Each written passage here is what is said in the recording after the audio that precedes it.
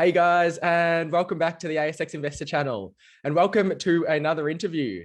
Today, we will be unpacking the story of Race Oncology. ASX RAC is a fascinating biotech company, and they've recently had a truly breakthrough discovery.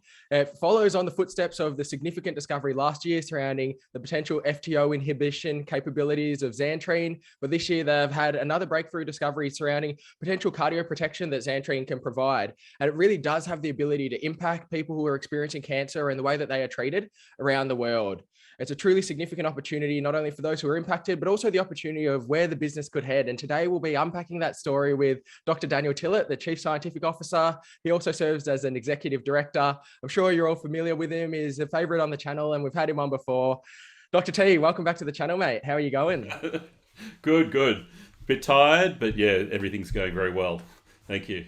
It has been a very busy past period for you, to say the least. Of course, this past week, you've got the SVP, you've had the breakthrough news surrounding Zantrene as well. Did you want to just give a bit of a quick overview about what the last week has been like and what has the discovery's been? And then we'll drill down further from there. Sure, I might take it from Monday. So on Monday, we released the news that Zantrene, our drug, which has a lot of potential, it's got a lot of historical clinical data to support its use, but a totally new discovery that involves that not only can it target and kill cancer, it can protect the heart from damage caused by the most widely used class of chemotherapeutic agents called the anthracyclines. So anthracyclines, they've been around for about 60 years. They're incredibly effective. They work in a huge range of different cancers. But the really major downside to them is they can cause permanent damage to your heart. And it's not uncommon for a patient to be cured of their cancer and then die a couple of years later of heart disease and heart failure. And that really isn't a great win for the patients if you end up in that situation. So oncologists have this really powerful tool, but it comes with really serious side effects, and that can make it really a difficult tool to use. And so people have been looking for drugs that can, try and prevent this damage to the heart. But no one's been able to find a drug that can actually protect that damage from the heart, but also work better with the drugs to target the cancer. And that's what makes this discovery so, I guess, unique and exciting, is we've got something that not only is protective of the heart, but it's also targets and synergizes with the cancer to better kill the cancer. And that gives you the best of both worlds result. The huge advantage for us is this is a market. Millions of patients every year are treated with these anthracyclines, and there's just an existing market there already for it. The clinicians are very used to the drugs, they know what to do with them, and if you can just solve the problems that come with them, make them work a little bit better, or hopefully a lot better, and stop these bad side effects, then everyone wins from this particular situation. So just a massive market opportunity that we can hopefully, because of all our historical data, translate very rapidly into the clinic. So, one of the things, normally when you have a breakthrough discovery like this, it can be, you'll see it on the news. Oh, we hope to be into the clinic in 5 years' time if everything goes well. And then you never hear from it again. It's just like disappears. We're in the lucky situation. We're already in the clinic. We have the drug currently in a phase 2 trial in Israel. We're about to start another phase 2 trial here in Australia in AML. And we have this ability to very quickly translate this in 2022 into the clinic. Initially, we're going to go for breast cancer, do a phase 2B trial and look at, that's where, one of the major problems are with the anthracyclines. Mainly women are particularly sensitive to anthracyclines compared to men. And breast cancer patients tend to live a long time. So heart disease problems cause much more of a problem. So if you've got a life expectancy of 3 months, then you can maybe not worry so much about heart disease. But if you're going to live a decade or 2 decades, then that heart disease damage can be really serious and severe. Yeah, reading through the announcement, it really was quite incredible to see that obviously not cardiotoxic, but actually has that heart protection on top. It's able to synergize with it. I read your quote at the bottom of it where you wrote that you thought that this was almost as big of a breakthrough discovery as the FTO pillar. I'd love just to hear your thoughts on why you're so excited about it. Well, two things. One is just because of the size of the market's massive. The second thing that's actually really exciting, one of the things we discovered was the way that it's protecting the heart is not via the FTO pathway. It's something different. So it's another discovery about a secret that this drug's given up. So FTO was a year ago, or a little over a year ago, was completely unknown until it was discovered by the City of Hope. And this really transformed the whole company and gave it a massive opportunity in the precision oncology space. But this discovery is something on top of FTO. It's working somehow, not through FTO, but it's working somehow in the cell, and we're off to try and discover why that is the case. I can't tell you at this stage, I don't know, but we're going to find out. You must feel like lightning has almost struck twice. It's been twice in 12 months. Yeah, my quote originally had, this is the second once in a lifetime discovery. And it really is. It's that sort of level. Either of these things are a once in a lifetime type discovery, and to have it happen twice, almost within 18 months, is just amazing. So, and this one is, from a commercialization perspective, so much easier than FTO. FTO's massive, massive potential, but the downside is it's totally new. There's no existing FTO drugs out there. The whole M6A is so new that there are no other drugs in that space. That's really great for us because we're kind of the clinical leaders, but the downside of that is we have to create the market for that and convince the key opinion leaders this is important and all the rest of it. That's a big ask. This drug is, anthracyclines have been around for literally 60 years. Everyone's familiar with it. Every single clinician knows about them. Every single clinician knows about the problems with them. And when you can come along and say, we've got this amazing drug, you mix it with your what you're using, your anthracycline, and you avoid this problem and you'll get a better treatment of the patient. That turns into something really amazing and definitely worthwhile. It makes it a much easier sell to everyone, including large pharma. Ultimately, that's what it's all about. That's our customer is large pharma. They're the ones who buy a company like Race or license our technology. And that's what we're focused on, delivering the best data package that will generate the most interest and the highest bidding.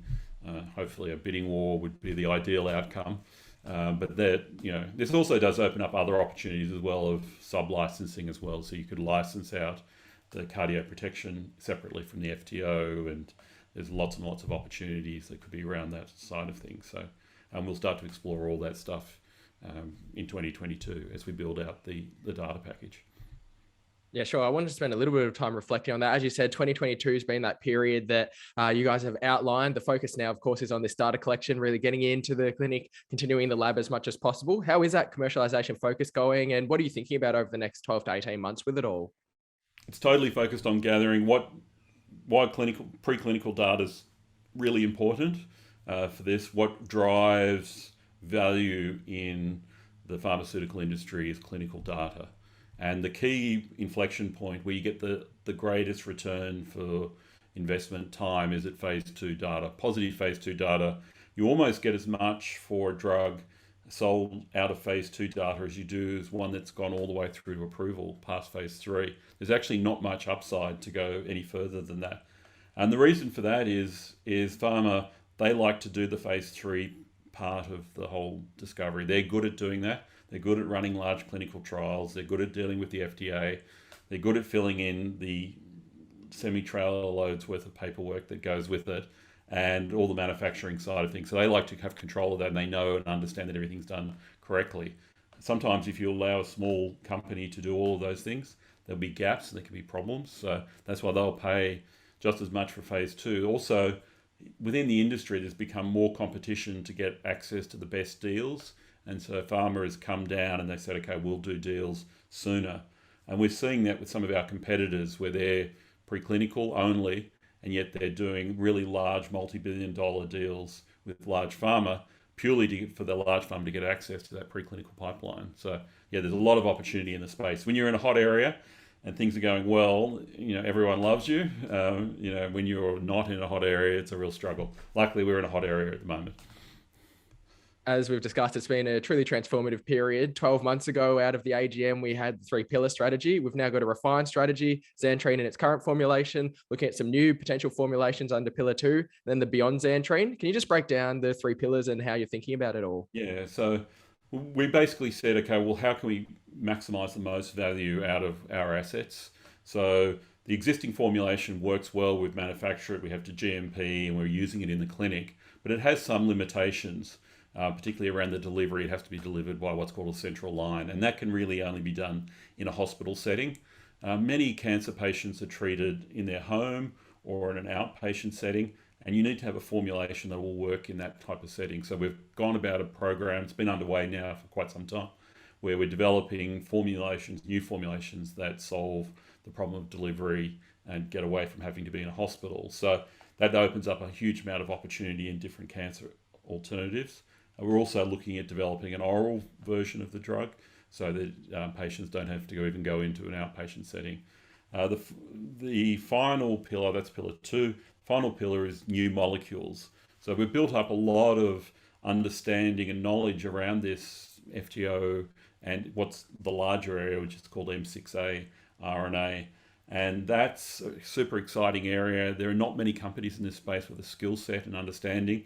And we see a large number of opportunities in this space targeting other molecules beyond other proteins just beyond FTO. And that offers for shareholders, it offers a kind of a de-risking from the perspective of we're no longer totally dependent on a single molecule. Even though we have different opportunities in different areas, the likelihood that it would fail on all of them is low. But this one here really allows us to build out and use the strengths we have. And it's relatively low cost, like it's under $1 million program. So we can do a lot of that sort of stuff early on. Preclinical activities are relatively cheap. Where it gets expensive is when you go into the clinic. If you look at our recent SPP that we've just put out on Tuesday at our AGM, most of that money, more than 90% of it's going to clinical trials, and preclinical, where the scientists are involved, is cheap. Yeah, scientists are cheap, doctors are expensive, medical doctors. So yeah, but it's still amazing. All that stuff works together really well. You get preclinical and clinical work together to form a really tight and really robust data package that will, we don't want to be in a situation talking to large pharma and they say, oh, did you do that? Did you do that? Why didn't you do this?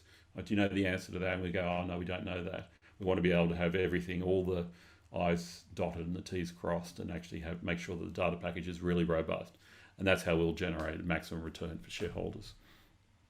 And under that third pillar, of course, at the moment, everything is centered around Zantrene, but is there the possibility of potentially other drugs or other treatments, acquisitions, partnerships to build out that third pillar moving forward? Of course, we've got already a lot of activity going on in that space. So whenever we announce a new program, we've done a lot of work before we announce it to make sure that it's not just something we thought out, 5 minutes before the AGM. Oh, we've run out of something to put in pillar 3. What can we put in it? No, this is something that's been going on for quite some time, particularly since the hiring of Professor Mike Kelso.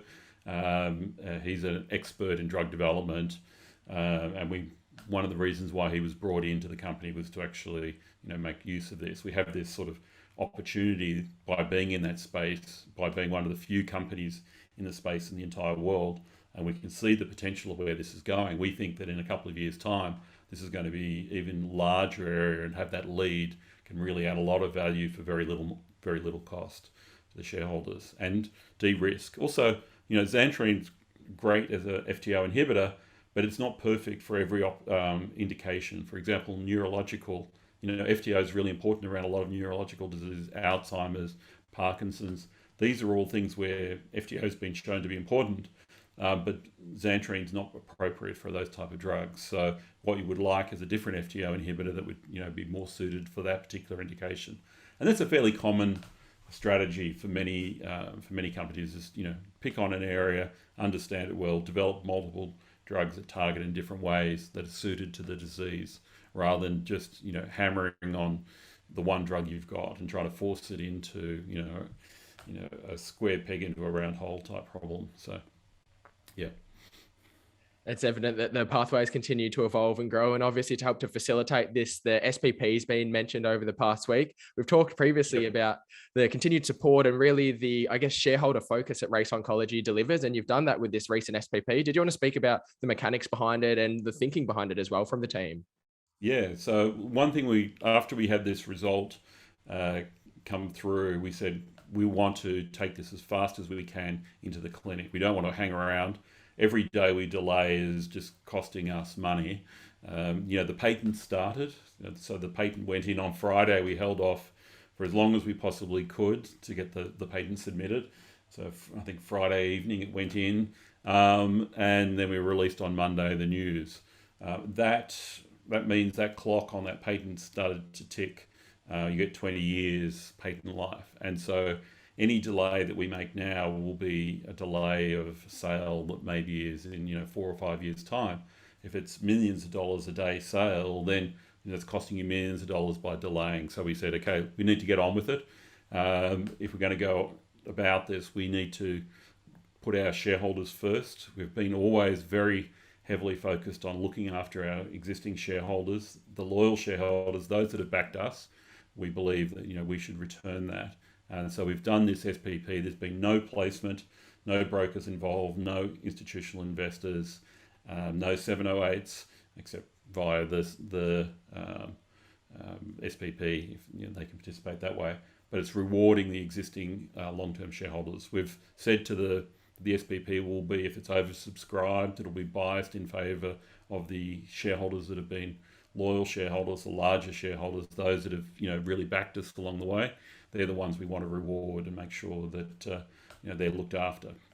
So it's been done for very deliberate reasons, and with this focus. And I think this is something that companies are coming to realise, that you can't just rely on the big end of town anymore. You need to look after your small shareholders and not just ignore them throughout the year and just focus on the institutional investors or so forth. You really need to make sure that you look after all your investors and make sure everyone benefits and everyone's treated fairly in the process. So SPP, the people who don't get treated well are people like me. I'm the largest shareholder in the company, and I only get 30,000. I can only buy $30,000 worth of shares. The same as the person in a small shareholder who only has 1,000 shares. They can buy the same amount as me. So I don't like that part of it from a personal perspective, but it's more important to me that we do everything right and fair. And look after the shareholders. Long term, I think that will benefit me as a shareholder to see the company progress and have that support. There's no point just me, running it for my own benefit. It's got to be for everyone. And it's been interesting as well, seeing, I guess, the split between the three different pathways. You've got a base case, a medium case, and then the top case if you get the full allocation. Just wanted to think about, where did you want to draw investors' attention to? You've laid it out quite clearly with the AGM, but what do you think are the most important growth drivers moving forward out of those three different areas?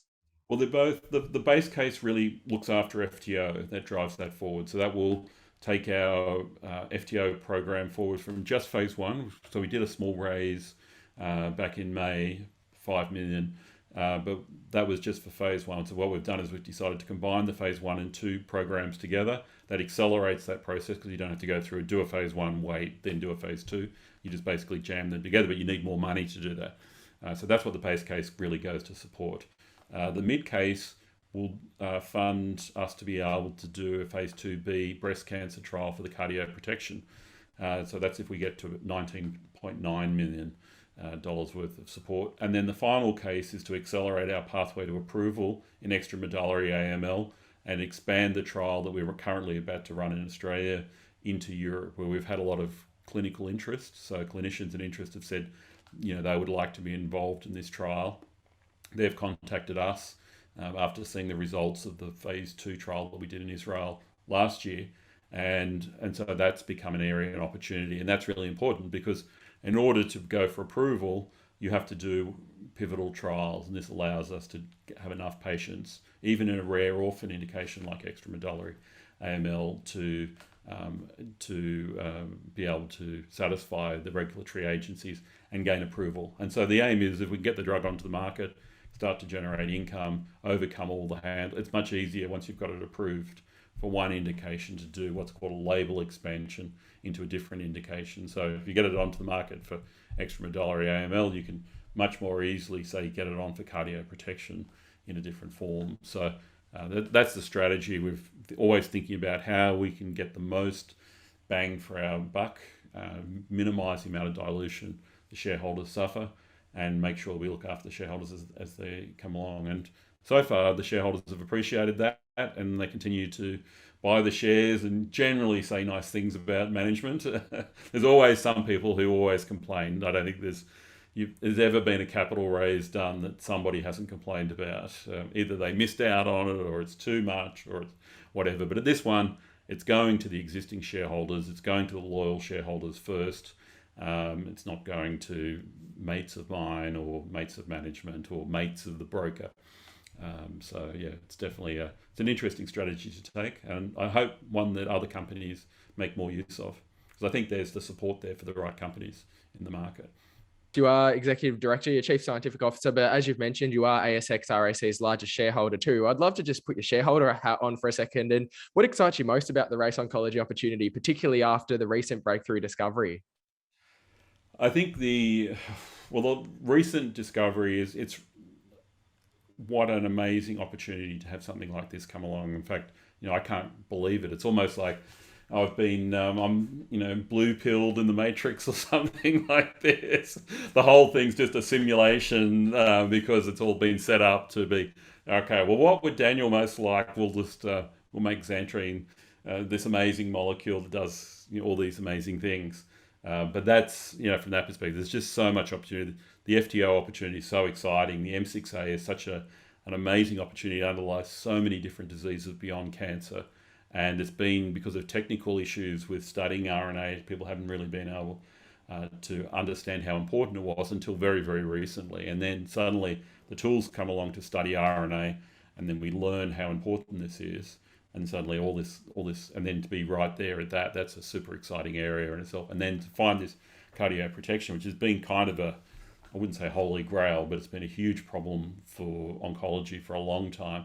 And to have something come along that get the best of both worlds is pretty amazing. So yeah, it's just, in fact, if anything, I just think, there's just so many opportunities. It's like, it'd be nice if we had as much money as Pfizer or something like this and we could do everything. It's actually having to make really hard choices between what programs do we do. We have to live within sort of our means. We're not a Pfizer. We have to be careful, and we have to, be really understanding of how we spend our shareholders' money. And make sure that that we get really maximum bang for the shareholders' buck. So it's making sure we do something to help the patients. It's a massive need in cancer, but also do something to make sure the shareholders are all looked after and they do well. So yeah, it's a very exciting opportunity to come along. So yeah, I can't.